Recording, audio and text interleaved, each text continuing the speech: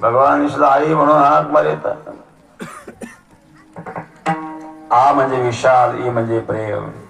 विशाल प्रेम जिच्या अंतःकरणात आहे ती आई आहे.